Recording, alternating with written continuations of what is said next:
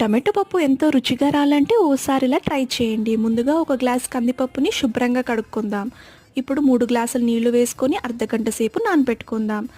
ఒక కప్ టొమాటోలు, 5-6 పచ్చిమిర్చీలు, ఒక ఉల్లిపాయ, 5-6 వెల్లుల్లి రెబ్బలు, కొద్దిగా పసుపు వేసుకొని 5 విజిల్స్ వచ్చేదాకా ఉడకపెట్టుకుందాం.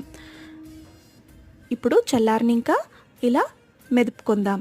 ఇలా అంతా మెదుపుకొని ఇంకా ఒక స్పూన్ ఉప్పు, కొద్దిగా కారం పొడి, చింతపండు రసం ఇలా వేసి బాగా కలుపుకుందాం.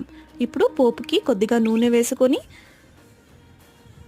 ఆవాలు, జీలకర్ర, ఎండుమిర్చి, కచ్చా పచ్చాగా దంచుకున్న 4 వెల్లుల్లి రెబ్బలు, కరివేపాకు ఇవన్నీ వేసుకొని బాగా వేయించుకుందాం. ఇప్పుడు మనము పప్పు ఇందులో వేసేసుకుందాం.